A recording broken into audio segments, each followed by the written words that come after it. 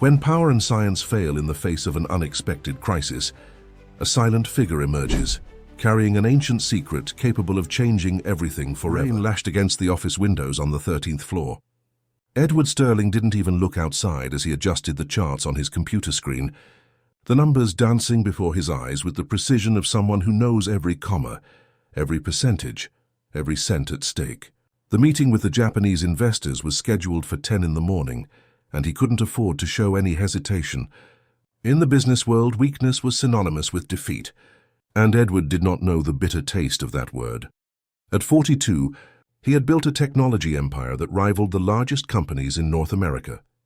Sterling Tech was a benchmark in corporate software development, and his name was always among the most influential entrepreneurs in the United States. Economic magazines featured his face on their covers, technology events vied for his presence, and competitors feared every strategic move he made. Edward Sterling was synonymous with success, calculated coolness, and impressive results. But that June morning in Austin, Texas, there was something different in the air. Perhaps it was the intensity of the rain that hadn't let up since dawn, turning the streets into rivers and delaying traffic throughout the city. Or perhaps it was just a premonition, a strange feeling he stubbornly tried to ignore as he flipped through quarterly reports. Edward didn't believe in premonitions. He believed in data, in planning, in well-executed strategies. His cell phone vibrated on the mahogany desk. The name Beatrice, his executive assistant, appeared on the screen. He answered without taking his eyes off the papers. "Mr. Sterling, the video conference with Tokyo has been confirmed. The documents are ready for digital signature." "Perfect. I'll be in the meeting room in 5 minutes. Make sure the connection is stable. I don't want any interference. Consider it done, sir." "Oh, and your wife called a little while ago. She said it was important." Edward sighed, closing the folder more forcefully than he intended. Marcia always thought everything was important.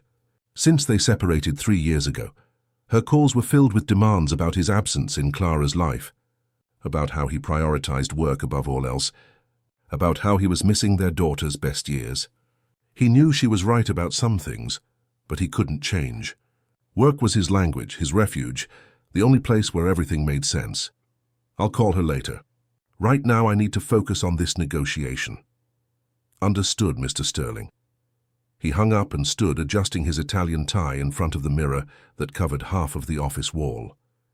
The reflected image was that of a man at the peak of his career, a custom-made suit, perfectly combed hair, an upright posture, a determined gaze. Nothing in that reflection suggested that anything could go out of control. The meeting with the Japanese lasted 2 hours. Edward conducted the negotiations with his usual mastery, talking about market expansion, system integration, profit margins, and delivery times. They closed a $15 million contract.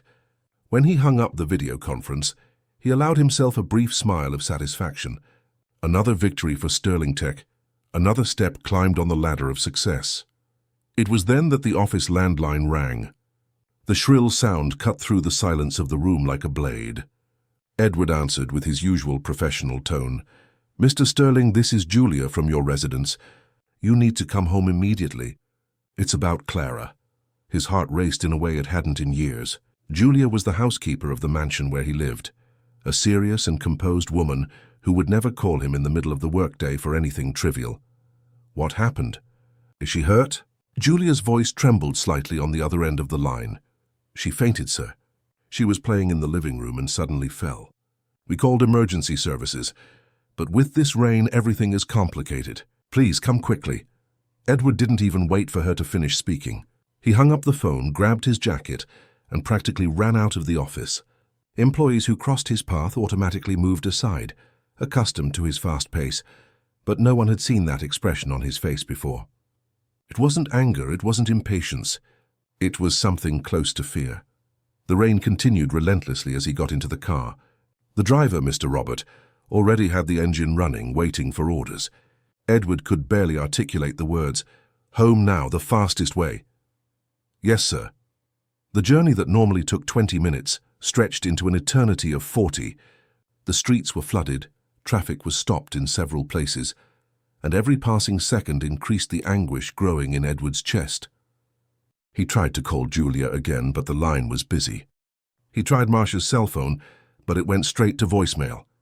The feeling of helplessness, something he had never experienced professionally, now suffocated him brutally. When he finally arrived at the mansion, Edward barely waited for the car to stop completely. He opened the door and ran through the torrential rain, soaking his expensive suit, stepping into the puddles forming in the garden. The front door was open and he entered, gasping, his desperate eyes searching for any sign of his daughter. The scene he found in the living room froze him for an instant. Clara lay on the white leather sofa, her small body covered by a blanket, her face pale and her eyes closed. Julia was beside her with a damp towel in her hand, and Mrs. Marlene, the maid who took care of the kitchen and cleaning, stood a little apart, watching everything with her hands clasped at her chest. 2 paramedics were checking the girl's vital signs, and the atmosphere was charged with an almost palpable tension. Edward crossed the room in 3 long strides and knelt beside his daughter. His voice came out softer than he intended, almost a whisper laden with worry. "Clara? My little Clara? Daddy's here." The girl didn't respond. Her breathing was rapid and shallow, and when Edward touched her forehead, the heat he felt alarmed him. It was a very high fever, almost unbearable to the touch. One of the paramedics, a woman in her 30s with her hair tied in a tight bun, turned to him. "Sir, we've administered an antipyretic and are monitoring her. The fever is very high, but we haven't identified any apparent cause. It would be good to take her to the hospital. Then let's go. Right now." The other paramedic, older and with a worried expression, shook her head. "The problem is the traffic and road conditions. The ambulance will take too long to reach the nearest hospital. It would be faster to try and stabilize her here and then transport her." Edward felt his hands tremble. He who always had control over everything, who solved problems with a phone call, who moved mountains when necessary, was completely paralyzed by the situation. If this story interested you, don't forget to subscribe to our channel and give it a like. Tell us what city you're watching us from. We'll continue. Edward picked up his phone with still trembling hands and began dialing numbers he knew by heart. First, he called Dr. Henry Sampson, one of New York City's most renowned cardiologists, who had attended his family for years. The call dropped before it even connected. He tried again. Nothing. The rain was interfering with the signal. "Julia, bring my laptop. I need to make video calls." The housekeeper rushed to the office and returned with the equipment. Edward opened the screen and tried to establish a connection with 3 different doctors. 2 didn't answer, and the third, a respected pediatrician, listened to the description of the symptoms carefully, but his response didn't bring the relief Edward hoped for. "Edward, without seeing the child personally and without tests, I cannot give an accurate diagnosis. Sudden high fever in children can be several things. It could be a viral or bacterial infection, or even a reaction to something she ingested. The ideal thing is to take her to the hospital for blood tests and a complete evaluation." He hung up the call and rubbed his face with his hands. The feeling of helplessness increased with each passing minute. Edward looked at Clara again. The girl's cheeks were too red, her lips cracked, and she murmured incomprehensible words as she slept. It was as if she were trapped in a nightmare from which she couldn't wake up. The paramedics continued to apply cold compresses, trying to lower her body temperature, but nothing seemed to work. One of them checked the digital thermometer and showed the result to Edward. 39.7 degrees Celsius. Still very high, dangerously high. "Sir, I'm going to call dispatch and request a mobile ICU ambulance. Maybe they can get here sooner." "Do whatever is necessary. Money is not a problem." As the paramedic moved away to make the call, Edward remained kneeling beside his daughter, holding her small, warm hand. He tried to remember the last time he had spent quality time with Clara, an entire afternoon, just the 2 of them, without a cell phone, without meetings, without work worries. The most recent memory he could access was 3 months ago, when he took her to the mall to buy a birthday present. But even that day, he spent half the time answering emails on his phone while she chose toys. A wave of guilt hit him hard. How many times had Clara asked him to stay home longer? How many times did she want to show him a drawing she made at school, and he was too busy to pay attention? How many school presentations had he missed because he had unavoidable commitments at the company? Across the room, silently observing the scene, stood Mrs. Marlene. She was 58 years old, her Skin marked by the sun of the northeastern hinterlands, her grey hair tied in a simple bun, and her hands calloused from hard work. Marlene had worked in Edward's house for 4 years, always discreet, always efficient, always invisible. She cleaned, cooked, organized, but rarely exchanged more than a few words with her employer. For Edward, she was just another employee, someone who performed her tasks and received her salary at the end of the month. But at that moment, as she watched Clara burn with fever, Marlene felt something stir within her chest. The scene was painfully familiar. She had seen it before, many years ago, in a mud house in rural Appalachia, when her own daughter, Louisa, went through something similar. At the time, Marlene was only 18 and lived with her grandmother, Mrs. Joanna, a wise woman who knew every plant, every root, every tea the earth offered to cure bodily ills. Louisa was 4 years old when the fever suddenly arrived, without warning, without explanation. Neighbors told them to take the girl to the town's health clinic, but it was 40 kilometers away, and there was no car available. Mrs. Joanna didn't despair. She went to the backyard, gathered some specific leaves, prepared an infusion, and gave it to her granddaughter to drink. In a few hours the fever dropped, and Louisa was smiling again. Marlene never forgot that night, nor the strong smell of the tea, nor the relief she felt when her daughter opened her eyes and asked for water. Now, decades later, in a luxurious mansion in Austin, Texas, far from the rural Appalachia that raised her, Marlene recognized the same signs: the high fever, the cold sweat, the heavy body, and she knew what her grandmother would have done. But she hesitated. Who was she to intervene? A simple maid without formal education, without a diploma hanging on the wall. How could she suggest something in front of trained paramedics and an employer who only trusted renowned doctors? Julia approached Marlene and whispered softly, "Are you okay? You look worried." Marlene averted her gaze, biting her lower lip. Her voice came out almost inaudible. "It's just that I've seen this before, you know? This fever. Back in rural Appalachia when my daughter was little. And what did you do?" "My grandmother knew a remedy. An herbal tea. It worked." Julia looked at her with curiosity, but before she could ask more, one of the paramedics announced that the ambulance would still take at least an hour due to flooding on the main avenues. Edward stood up abruptly, running his hands through his rain-soaked hair. "An hour? My daughter doesn't have an hour. Sir, we're doing everything we can here. If the fever doesn't drop in the next few minutes, we'll need to consider other methods." "What methods?" "A cold water bath, even if she resists." "It's risky, but it might be necessary." Edward shook his head, frustrated. He was used to solving problems, finding solutions, making things happen. But here in that room, faced with his own daughter's fragility, all his power seemed insignificant. It was then that Marlene took a step forward. Her heart pounded, her hands sweated, but something inside her told her she needed to speak. She needed to try. "Mr. Sterling." He turned sharply, surprised to hear the maid's voice. It was rare for her to address him directly. "What is it, Marlene?" She swallowed hard, feeling everyone's eyes in the room turn to her. The words seemed stuck in her throat, but she forced them out. "I know it's not my place to speak, but I've seen this fever before. My daughter had it when she was little. In rural Appalachia, where I grew up, we used a tea, an old remedy my grandmother made. Say it always worked." One of the paramedics crossed her arms, clearly skeptical. "Ma'am, high fever in children is serious. It cannot be treated with homemade teas without medical supervision." "I know that, miss. I'm not saying to dismiss medicine. I'm just saying it might help while we wait." Edward looked at Marlene with an expression she couldn't decipher. It wasn't anger nor disdain, but it wasn't trust either. It was something between doubt and desperation. "Do you have these herbs here?" "In this house?" Marlene nodded slowly. "Yes, sir, I do. I brought them from rural Appalachia the last time I visited my family. I keep them in the kitchen cabinet." The silence that followed was heavy. Edward looked at Clara, then at the paramedics, then back at Marlene. He was at a crossroads.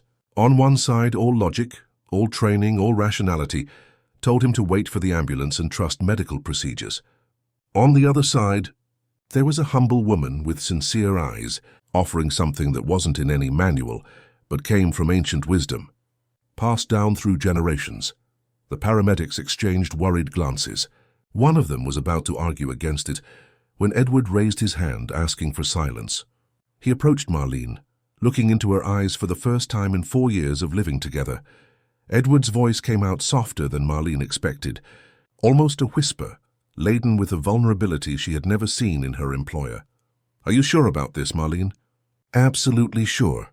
She hesitated for just a second before answering, but when she spoke there was firmness in her words. "Sir, I saw it work with my own eyes. My grandmother used it on dozens of children in the region. It never failed, but I understand if you don't want to risk it. She's your daughter and the decision is yours." Edward looked at Clara again. The girl was restless, turning her head from side to side, her small hands clutching the blanket as if trying to hold on to something. The thermometer showed that her temperature continued to rise. 39.9 degrees Celsius. A little more, and they would enter the zone of extreme danger, where convulsions and neurological complications became real risks. One of the paramedics stepped forward, her voice firm but respectful. "Mr. Sterling, I understand the desperation, but we cannot allow untested remedies to be administered without proper supervision. This could cause an adverse reaction or worsen the situation. And what do you suggest? Staying here waiting while my daughter burns with fever?" The paramedic opened her mouth to reply, but Edward had already made his decision. He turned to Marlene, and for the first time in 4 years spoke to her as one human being speaking to another, without the barriers of hierarchy that had always separated them. "Make the tea, Marlene." "Do it now." "Sir, I need to record that we are against this decision," said the older paramedic, writing something on her clipboard. "Record whatever you want." "The responsibility is mine." Marlene didn't wait for him to repeat. She turned and headed to the kitchen with quick steps, her heart racing, her hands trembling slightly. The responsibility she now carried was enormous. What if it didn't work? What if she was wrong? What if her childhood memory was distorted by time and longing? She opened the tall kitchen cabinet, where she kept her personal belongings. Deep inside, wrapped in a cotton cloth, was the small bundle of dried leaves. Marlene carefully pulled it out, feeling the familiar scent that immediately transported her back to that mud house in rural Appalachia, where Mrs. Joanna moved through the kitchen with the wisdom of someone who knew every secret of nature. The leaves were from a plant called Quebra pedra, mixed with wild mint leaves and a little aroera bark. The exact combination Mrs. Joanna used whenever a neighborhood child arrived with a high fever and no medical explanation. Marlene placed a kettle of water on the stove and waited for it to boil, quietly praying a prayer she learned from her grandmother. Meanwhile, in the living room, Edward returned to Clara's side. He held his daughter's hand again, caressing her warm, delicate little fingers.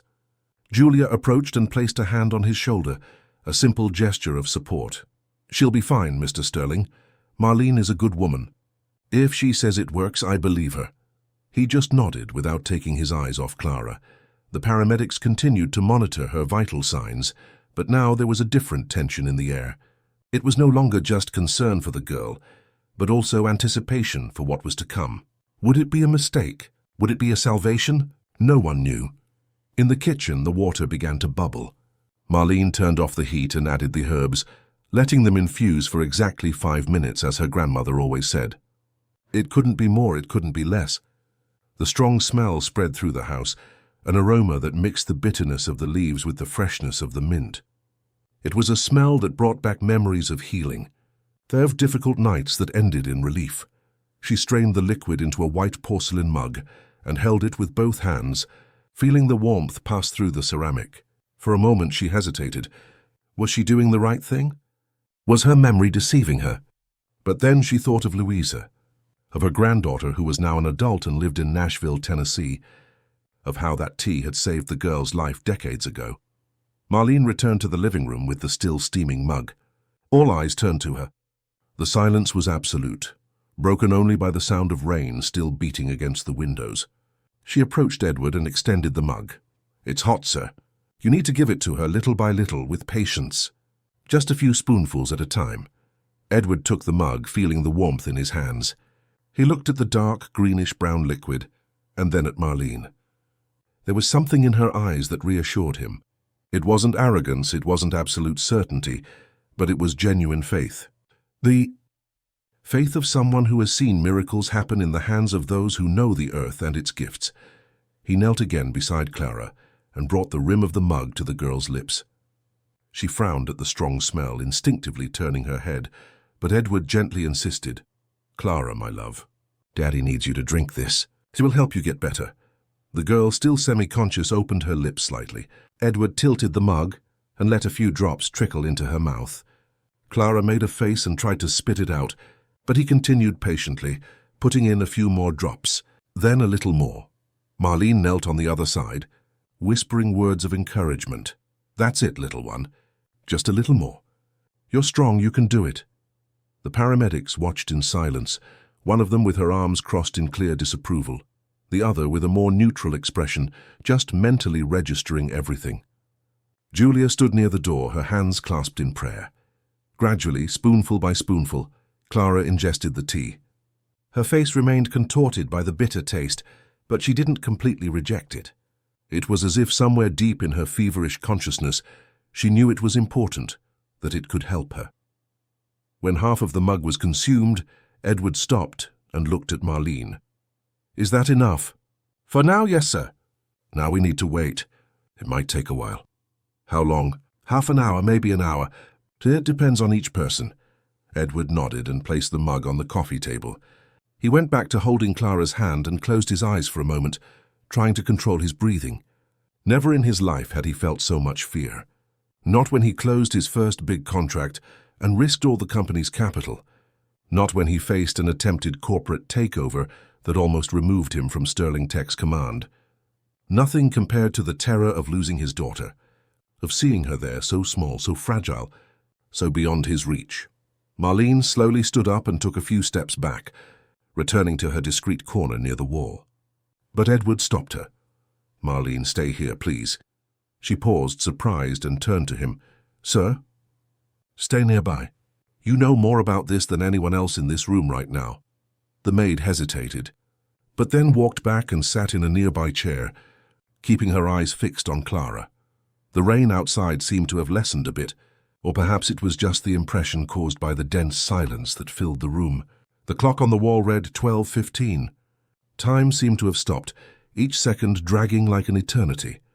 The paramedics continued checking her temperature every 10 minutes. 39.8, still very high. After 20 minutes, they checked again. 39.7, a minimal drop but still insufficient. Edward felt the anguish grow again. What if it didn't work? What if he had made a terrible mistake, trusting a homemade remedy instead of waiting for the ambulance? But then, after 35 minutes, something began to change. If this story interested you, don't forget to subscribe to our channel and give it a like. Tell us what city you're watching us from. We'll continue. Clara began to sweat. It wasn't the cold, clammy sweat from before, but something different, more intense, trickling down her forehead and temples. Edward wiped his daughter's face with the towel Julia had brought and noticed that her cheeks, previously too red, were beginning to lose that alarming tone. The older paramedic approached and placed the thermometer back on the girl's forehead. She waited the long seconds until the device beeped. When she looked at the display, her expression changed subtly. 39.3. Edward felt his heart race, but this time it wasn't from fear. "Is it dropping?" "It seems so." "I'll check again in 5 minutes." Marlene, still sitting in the chair, closed her eyes for a moment and sighed softly. Her hands, which had been tightly clasped in her lap, relaxed a little. She knew that this was just the first sign, that more waiting was still needed, but hope began to sprout within her chest like a stubborn little plant. The following minutes seemed to drag like hours. Edward didn't let go of Clara's hand, observing every small change in his daughter's face, every movement of her lips, every sigh. Julia brought fresh water and everyone drank in silence, no one daring to speak too loudly, as if any sound could break the fragile balance of that moment. When the clock struck 45 minutes since Clara had taken the tea, the paramedic checked her temperature again. 38.9. The drop was clear now, undeniable. The other paramedic, the one who had been more skeptical, looked at Marlene with a different expression, something between curiosity and respect. "What exactly is in this tea?" Marlene answered simply, without any hint of superiority. "Quebrapedra, wild mint and aroera bark, plants that grow in the rural Appalachia. My grandmother used to say they work together to draw the heat out of the body. I've never heard of them, But it's apparently working. Marlene gave a slight smile. Not everything that works is in books, miss. Sometimes wisdom is in the earth, passed from mother to daughter, from grandmother to granddaughter. Edward listened to the conversation without taking his eyes off Clara. He noticed that the girl's breathing was changing, becoming slower, deeper, more tranquil. Her little body, which had been tense, began to relax, her shoulders slumping, her facial muscles softening. It was as if she was finally emerging from the nightmare and entering a real restorative sleep. Another 10 minutes passed. 38.4 degrees. The fever continued to drop consistently. The paramedics exchanged glances, and one of them picked up her cell phone to update dispatch on the situation, informing them that the ambulance might no longer be needed with such urgency. Edward finally allowed himself to sit on the floor, still beside his daughter, but now with his back resting against the sofa. He ran his hand through his hair, completely disheveling it, something he would never do in public. His tie was loose, his suit wrinkled and still damp from the rain, his Italian shoes muddy. He looked like a completely different version of the impeccable businessman who had entered the meeting room that morning. Julia approached and gently touched his shoulder. "She's getting better." "Mr. Sterling, thank God, and Mrs. Marlene." He looked at the housekeeper and nodded, his eyes still shining with suppressed tears. Then he turned to Marlene, who remained in the chair, observing everything with a serene expression. "Marlene, I don't know how to thank you. You saved my daughter." The maid shook her head, modest. "Sir, I just did what my grandmother taught me. I didn't do anything special." "Yes, you did. You had the courage to speak up when no one else knew what to do. You trusted your knowledge when everyone doubted. You saved my daughter, Marlene, and you made me realize that I know nothing about what truly matters." Marlene averted her gaze, clearly uncomfortable with the praise. She wasn't used to being the center of attention, much less receiving recognition from her employer.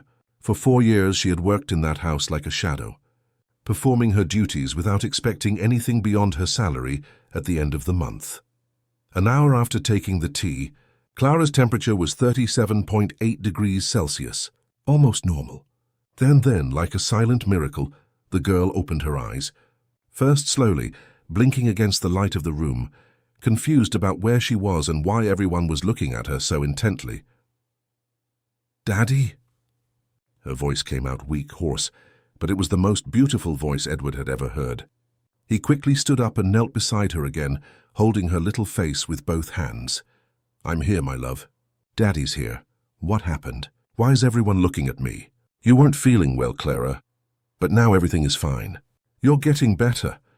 The girl looked around, seeing the paramedics, seeing Julia, seeing Marlene, her eyes fixed on the maid for a moment longer. "You're Aunt Marlene who makes that chocolate cake, right?" Marlene smiled, her eyes watering. "That's me, little one." Clara tried to sit up, but she was still weak. Edward helped her, arranging pillows behind her back. The girl was pale, but the worst had clearly passed. One of the paramedics offered water, and Clara drank slowly, making a face. "My mouth tastes funny." Edward laughed, a laugh mixed with relief and emotion. "That's because you took a special medicine. A tea that Marlene made for you?" Clara looked at the maid again. "Thank you, Aunt Marlene." The child's simple words touched Marlene in a way she didn't expect. A tear escaped and ran down her face, but she quickly wiped it away with the back of her hand. "You're welcome, my love. I'm glad you're better." The paramedics made a final check of her vital signs and confirmed that Clara was stable. They recommended rest, constant hydration, and that they take the girl to the pediatrician the next day for routine exams, but the worst had passed. They said goodbye and left, taking their equipment, and the house finally regained some of the tranquility that had been broken that morning. Julia went to the kitchen to prepare a light broth for Clara, and Marlene was preparing to silently return to her duties when Edward called her. "Marlene, wait a moment." She stopped and turned, waiting. "Yes, sir?" Edward hesitated, searching for the right words. For the first time in many years, he found himself in a situation where the mental scripts he always used didn't work. There was no business protocol for that moment, no manual on how to thank someone who saved what was most precious to him. "I wanted to talk to you. When you have some time, about many things." Marlene nodded, not fully understanding, but respecting the serious tone in his voice. Whenever you wish. I'm available. Clara called for Edward at that moment, asking for the teddy bear that was in her room. He went upstairs to get it, and when he returned, Marlene had already discreetly returned to her tasks. But something had changed in that house. The walls seemed different. The air had another density, and Edward felt a transformation happening within him, something he couldn't fully name yet. He spent the rest of the afternoon beside Clara, watching cartoons with her for the first time in months, holding her hand, stroking her hair. The girl slept several times, woke up, asked for water, went back to sleep. The fever did not return. Her body was recovering naturally now, and each passing hour brought more color to her cheeks. Night fell, bringing a different silence to the mansion. The rain had finally stopped, leaving only the soft sound of drops falling from the garden trees.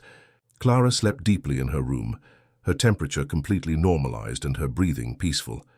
Julia had offered to keep vigil by the girl's bed, allowing Edward to go downstairs to eat something, as he hadn't touched food since breakfast. In the kitchen, he found Marlene cleaning the last utensils from the dinner she had prepared. She turned when she heard his footsteps and made a move to leave.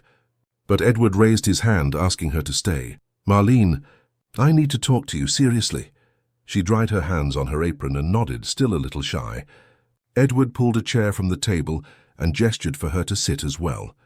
Marlene hesitated. After all, she had never sat at the table with her employer, but something in his expression convinced her to accept the invitation. Edward sat on the other side, running his hands over his tired face. Starting that conversation was harder than closing any business deal. "I want to apologize." Marlene blinked, surprised. "Apologies? For what, sir?" "For treating you as invisible all these years. For never asking about your life, about your family, about who you really are. How long have you worked in my house?" 4 years. 4 years and 3 months, sir." Edward let out a bitter laugh. 4 years and 3 months, and I don't even really know who you are. I know you clean, cook, keep everything in order, but I don't know anything beyond that. Do you have children?" Marlene nodded, her eyes softening. "I have a daughter, Louisa. She's 36, lives in Nashville, Tennessee. She's a teacher at a public school." "Is she married?" "Widowed. Her husband passed away 5 years ago in a work accident. She raises her 2 children alone, my grandchildren Lucas and Mariana." Edward felt a pang in his chest. Here was a woman who knew pain, struggle, the responsibility of moving forward even when everything fell apart. And he had never asked a single question about her life. "And you? Are you married?" Marlene shook her head. "I'm a widow too. My husband passed away when Louisa was 12. Cancer. After that, I raised my daughter alone in rural Appalachia, working whatever jobs I could find. When she grew up and got married, I came to Austin to try for a better life. I sent money to help with the grandchildren. 4 years ago, I got this position here in your house. And do you visit your family? Once a year when I take vacation. It's far and the fare is expensive, but it's worth every penny. My grandchildren are growing so fast." Edward was silent for a moment, absorbing it all. While he complained about exhausting meetings and difficult negotiations, Marlene carried longings that spanned thousands of miles. While he accumulated zeros in his bank account, she saved pennies to buy a bus ticket to see her grandchildren once a year. "Marlene, where did you learn about those herbs?" "From your grandmother." She nodded, her eyes gaining a nostalgic sparkle. "Mrs. Joanna, she was a midwife and a healer in rural Appalachia. People came from several neighboring towns to be attended by her. They said she had a gift, but she always said it wasn't a gift, it was knowledge. Knowledge passed down from generation to generation, from the time of the Native Americans and the first inhabitants of the region." "And did she teach you everything?" "She tried, but I was young and didn't pay much attention. I thought it was old-fashioned stuff, that it wouldn't be useful in the modern world. I only valued it when my daughter got sick, and I saw that medicine wasn't able to help in time. That's when my grandmother prepared that tea and saved my Louisa. After that, I asked her to teach me everything. I spent years writing down recipes, learning about each plant, each root, each leaf. Do you still have those notes?" Marlene smiled shyly. "I do. An old, torn notebook, but I keep it like a treasure. It's in the back room where I sleep. I would very much like to see it someday, if you allow." She seemed genuinely touched by the request. "Of course. Mr. Sterling, whenever you wish." He took a deep breath. preparing to say something he had been mulling over since that afternoon. Today I realized something. I realized that I spent my whole life believing that power and money solve everything. That knowledge is only valuable if it comes from expensive universities and framed diplomas. That people like you, Marlene, are just labor, easily replaceable. And today you proved that I was completely wrong. Sir, I didn't do anything special. Yes, you did. You had the courage to offer help when all the specialists were lost. You risked your job, your position, because you believed in something you learned from your grandmother in rural Appalachia. You saved my daughter, Marlene. And you made me realize that I know nothing about what truly matters. Marlene remained silent, emotional, not knowing how to respond. Edward continued, his voice choked. Clara called you Aunt Marlene today. I had never heard that before. And I realized that my daughter knows you better than I do. She knows you make chocolate cakes, she knows you're kind, she knows she can trust you. And me? I didn't even know your full last name until today. It's Marlene de Silva Rodriguez, sir. Edward extended his hand across the table. Edward Sterling, it's a pleasure to truly meet you. Marlene looked at the outstretched hand, hesitated for a second, then shook it. The grip was firm, sincere, and in that gesture, there was the recognition of two humanities that finally saw each other beyond social positions. In the following days, the routine of the house changed subtly but significantly. Clara recovered completely, returning to play and smile as before. The pediatrician performed all tests and confirmed that the girl was perfectly healthy, with no sequelae from the mysterious fever that almost consumed her. He was curious about the alternative treatment, but Edward did not go into detail, merely saying that the family had resorted to a natural remedy that worked. Edward began working from home more frequently. He cancelled unnecessary trips, delegated more responsibilities to his team, and started having lunch with Clara every day. They put puzzles together, read stories, watched movies. The girl was radiant with her father's constant presence, and Edward discovered day after day how much he had lost by prioritizing only work. One afternoon, while Clara was drawing in the living room, Edward went to the kitchen where Marlene was preparing dinner. He leaned against the counter, watching her chop vegetables with the precision of someone who had repeated that gesture thousands of times. Marlene, I've been thinking about something. She looked at him, curious. Yes, sir? I'd like you to spend less time cleaning and more time teaching Clara about the things you know. About plants, about stories from rural Appalachia, about your grandmother. I think it would be enriching for her. Marlene stopped cutting and looked at him in surprise. Are you sure, sir? I don't have pedagogical training. You don't need it. You have something more valuable. You have experience, you have wisdom, you have real stories. Clara needs to learn that knowledge doesn't just come from books. It would be an honor, Mr. Sterling. In the days that followed, Clara began spending afternoons with Marlene. They planted aromatic herbs in small pots on the porch. Marlene taught her the names, explained what they were for, told stories of how her grandmother used each one.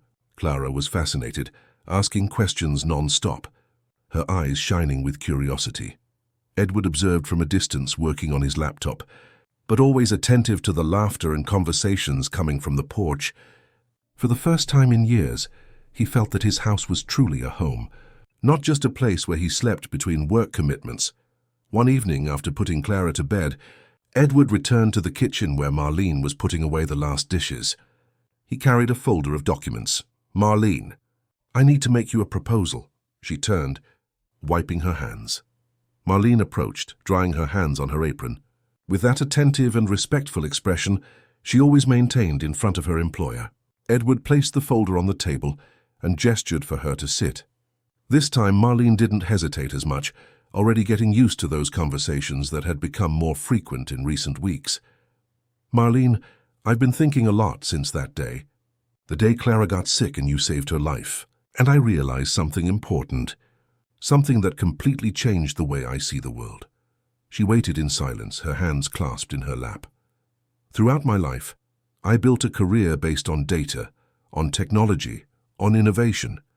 I always believed that the future was in sophisticated algorithms, in artificial intelligence, in systems that could predict and solve problems even before they happened.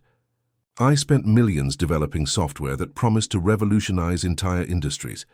And you know what I discovered? That when I truly needed it, when my daughter was on the verge of a very serious situation, all that technology was useless. Edward paused, his eyes slightly watery. Who saved Clara wasn't a Harvard-educated doctor. It wasn't a state-of-the-art equipment. It was you. With knowledge your grandmother learned from her grandmother, who learned from someone even older. Knowledge that was never patented, never published in a scientific journal, never won an international award. But it worked. And that made me question everything. Mr. Sterling, every type of knowledge has its value. Modern medicine has saved many lives too. I don't think one is better than the other. That's exactly it, Marlene. It's not about one being better. It's about recognizing that there are many forms of wisdom, and that some of them have been ignored, underestimated, forgotten. I want to change that. He opened the folder and took out some documents. I've been talking to my legal team and some partners at the company. I want to create an institute within Sterling Tech, an institute dedicated to preserving and studying traditional American knowledge, folk medicine, sustainable agriculture, ancestral techniques that are still used in communities across the country. And I want you to be a part of it. Marlene's eyes widened, completely surprised. Me? But sir, I have no education, no diploma. You have something much more valuable. You have lived experience. You have knowledge passed down through generations.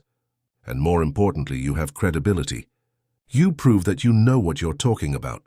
But what exactly would I do? Edward leaned forward, excited by the idea he had been developing. You would be a consultant for the institute. You would help identify other people like your grandmother, people who hold important knowledge. We would document everything, create an accessible digital archive, but always respecting the origins and giving credit where it's due. And of course, your salary would be completely different. You would earn as a specialized consultant, not as a domestic employee. Marlene was silent for a long moment, processing it all. Tears began to stream down her face. Mr. Sterling, I don't even know what to say. All my life I've been treated as if I knew nothing. As if because I didn't go to school, because I came from the countryside, because I was poor, I had nothing of value to offer. And now you're telling me you want to preserve exactly what I know. That's exactly it. And more, Marlene. I want you to bring your daughter and your grandchildren to Austin. I will provide a house for you. It will help Louisa get a teaching position here, and your grandchildren can study in good schools. You no longer have to be away from your family. Now Marlene was openly weeping, her hands trembling as she tried to wipe away the tears that kept falling. Why are you doing all this for me? Edward held her hands, a simple gesture but laden with meaning. Because you taught me to see what truly matters. You showed me that I was blind, focused only on numbers and power, forgetting that there are much more important values. You saved my daughter, Marlene, but you also saved me. You saved me from continuing to be an empty man who had everything but understood nothing about life. The days that followed brought profound changes. Edward presented the Institute's project at a meeting with Sterling Tech's board of directors. There was initial resistance. Some questioned its viability. Others thought it was just an emotional impulse after the crisis with Clara. But Edward argued with data, showed examples of how traditional knowledge had been validated by modern science, spoke about social responsibility, and how this could position the company as a leader, not only in technology, but also in cultural preservation. At the end of the presentation, the board unanimously approved the project. The Institute of Ancestral Knowledge would become a reality. With an initial budget of $5 million and the mission to document and preserve traditional American knowledge, especially in the areas of health, agriculture, and sustainability. Marlene could hardly believe it. In a few weeks, her life had completely turned upside down. She called Louisa in Nashville, Tennessee, crying on the phone, trying to explain everything that was happening. Her daughter was equally emotional and incredulous, but Edward made a point of speaking personally with her via video call, explaining the entire proposal and assuring her that he was serious. A month later, Louisa arrived in Austin with Lucas, 12, and Mariana, 8. Edward had provided a comfortable house in a quiet neighborhood, close to the mansion where he and Clara lived. Louisa secured a position as a teacher in a local public school, and the children were enrolled in quality institutions. On the day Marlene's family arrived, Edward organized a special lunch. Clara was radiant, excited to meet Marlene's grandchildren. The children played in the garden, while the adults chatted on the porch. It was a light afternoon, full of laughter, stories, and a sense of belonging that Marlene had never experienced before. That night, after everyone had left, Clara was sitting on Edward's lap as they watched cartoons in the living room. The girl looked at her father with those curious and innocent eyes. "Daddy, why are you different now?" "Different how, Clara?" "I can't explain it. You smile more. You play with me more. You seem happier." Edward hugged his daughter affectionately. "You know, my love, sometimes we need to go through big scares to learn what truly matters. When you got sick, I realized I had spent too much time worrying about things that weren't so important after all. And now you know what's important?" "Now I know. It's being with you. It's valuing the people who help us. It's learning from those who know, even if that knowledge comes from places different from what we're used to." "Like Aunt Marlene?" "Exactly like Aunt Marlene. I really like her, Daddy. She tells cool stories about rural Appalachia and her grandmother. She said one day she'll take me to see the backwoods, and we'll all go together. I also want to see the place where all that wisdom comes from." The Institute of Ancestral Knowledge began its activities 3 months later. Edward hired a multidisciplinary team, including anthropologists, doctors, agronomists, and information technology specialists. Marlene became the chief consultant for the traditional medicine department, working side by side with professionals who now treated her with the respect she had always deserved. One of the Institute's first expeditions was to rural Appalachia, to the region where Mrs. Joanna had lived. Marlene guided the team to the old mud house, now inhabited by distant cousins. They interviewed dozens of community members, all with similar stories, knowledge transmitted orally through generations. They documented recipes for teas, salves, ointments, birthing practices, agricultural techniques that respected natural cycles. Edward personally accompanied that first expedition, bringing Clara along. Seeing the girl running among the cacti, listening to stories from local residents, tasting fruit she had never seen before, was one of the most gratifying experiences of his life. There, far from skyscrapers and meeting rooms, he finally understood what it meant to be connected to something greater, something that transcended profits and material achievements. That night, sitting in a hammock in the house of one of Marlene's cousins, Edward looked at the starry sky of the backwoods. The Milky Way shone with an intensity he had never seen in Austin. Marlene approached and sat in a chair beside him. "Are you enjoying the trip, Mr. Sterling?" "I'm loving it. And thank you for bringing us here, for showing us your roots. These roots are now yours and Clara's too. You are part of our family." He smiled, moved. "You know, Marlene, I spent 42 years thinking I knew what success was. Thinking it was about building companies, accumulating wealth, seeing my name in magazines. But I discovered that true success is very different. It's about genuine connections. It's about learning and teaching. It's about recognizing value where no one else sees it. You are a good man, Mr. Sterling. You just needed to find the right path. You showed me that path. And for that, I am eternally grateful." In the following months, the Institute gained national recognition. The media began to cover its activities, showing how a technology company was investing in cultural preservation. Universities expressed interest in partnerships. The Department of Health contacted Edward to discuss how to integrate some of that traditional knowledge, duly tested and validated, into the public health system. Marlene became a known figure, giving interviews, participating in conferences, teaching workshops. She, who had spent her entire life invisible, was now seen, heard, and respected. But despite all the attention, she maintained her usual humility, always crediting everything to her grandmother and the women who came before her. Clara grew up witnessing all of this. She learned about science and math at school, but she also learned from Marlene about medicinal plants and respect for traditions. She was becoming a child with a broad worldview, capable of valuing different forms of knowledge. A year after that rainy day when everything changed, Edward organized a celebration at the mansion. It was Clara's 7th birthday. The party was different from previous ones. There was no expensive buffet or extravagant decoration. It was an intimate gathering, with the people who truly mattered. Marlene and her family were there, of course. Julia, too, as well as a few close friends of Clara and colleagues Edward considered true friends, not just professional contacts. In the middle of the party, Edward asked for everyone's attention. Clara was by his side, wearing a simple but beautiful dress, with a radiant smile on her face. "I want to take this moment to thank everyone here, especially Marlene, who exactly 1 year ago saved my daughter's life and completely changed mine.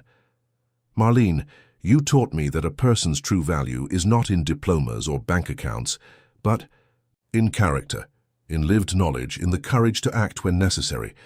Everyone applauded and Marlene blushed, still not entirely comfortable with public praise. Edward continued, now looking directly at Clara. "And to you, my daughter, I want to say that you are the reason for everything. You made me realize that I was losing the most precious thing in life, which is time with those we love. I promise I will never again let work be more important than being by your side." Clara hugged her father tightly, and there wasn't a dry eye in the room. Later, when the party was over and everyone had left, Edward found Marlene putting away some utensils in the kitchen. He approached and offered to help, something that would have been unthinkable a year earlier. "Let me help." They worked side by side in comfortable silence for a few minutes. Then Edward broke the silence. "Marlene, there's something I never asked you. Your grandmother's notebook, the one with all the recipes, do you still have it?" "Yes, I do. It's in a safe place at my house." "I was thinking that it would be important to digitize everything, create copies, preserve it for future generations, but always respecting that it's your family, your history. I had thought about that too. It would be good to know that Grandma Joanna's knowledge won't be lost when I'm no longer here. You have a lot of time ahead of you, Marlene, and a lot of knowledge to share." She smiled, that serene smile of someone who had finally found her place in the world. "You know what's funniest, Mr. Sterling? For years I thought my job was to clean houses and cook, and that's fine, it's honest work. But I never imagined that one day I would be sitting in rooms with doctors and scientists, being heard, being respected. Sometimes I still think I'll wake up and discover it was all a dream. It's not a dream, it's deserved recognition, and it's just the beginning." The months continued to pass, bringing more achievements and more lessons. The Institute expanded. Its activities created international partnerships and began to influence public policies. Marlene traveled through various regions of the United States, meeting other guardians of traditional knowledge, women like her who carried ancient wisdom in riverside communities, indigenous communities, and other remote areas. Edward accompanied her when he could, always bringing Clara. The girl was becoming a young ambassador for the Institute, always curious, always respectful, always eager to learn. She already spoke knowledgeably about various medicinal plants, sustainable agriculture techniques, and the importance of preserving traditional cultures. One evening, 2 years after that rainy morning that changed everything, Edward was in the mansion's office when he received an unexpected phone call. It was from the Department of Culture. The Institute of Ancestral Knowledge had been nominated for a national award for cultural preservation, and Marlene would be honored as a citizen who contributed significantly to American cultural heritage. Edward hung up the phone and rushed to share the news. He found Marlene in the kitchen, as always, preparing dinner. Clara was sitting at the table doing her homework while chatting with the maid about something she had learned at school. "Marlene, you won't believe this." He told her about the award, about the honor. Marlene was speechless, her hands trembling as she held the wooden spoon she used to stir the sauce. "Me? A national honor? You deserve this and much more." Clara jumped from her chair and hugged Marlene around the waist. "Aunt Marlene, you're going to be famous." Marlene laughed, tears streaming freely down her face. "I don't want to be famous, little one. I just want Grandma Joanna's knowledge to stay alive, helping people. And it will, for generations and generations." The awards ceremony took place in Washington, D.C., at a lavish event with authorities from across the country. Marlene took the stage wearing a simple but elegant outfit, a mixture of nervousness and emotion on her face. When she took the microphone to give her acceptance speech, her voice trembled at first but then gained firmness. "I want to dedicate this award to my grandmother, Mrs. Joanna, and to all the women who came before her, women who never had their names in history books, but who saved lives, cured diseases, nourished communities with the knowledge the earth gave them. This award is not mine. it is theirs. And it is also Mr. Edward Sterling's, who had the courage to see value where society only saw invisibility, who had the humility to learn from those the world considered less. Thank you very much. The audience gave a standing ovation. Edward, sitting in the front row with Clara beside him, had tears streaming down his face. His daughter squeezed his hand tightly. "You're crying again, Daddy." "It's just that sometimes the emotion is so great it doesn't fit inside us, Clara." "I understand. I'm very proud of Aunt Marlene too." "Me too, my love, very proud." That night, in a quiet restaurant in Washington, D.C., only Edward, Clara, Marlene and her family celebrated together. There were no formalities, no protocols. It was just a family, united not by blood but by shared experiences, mutual respect, genuine love.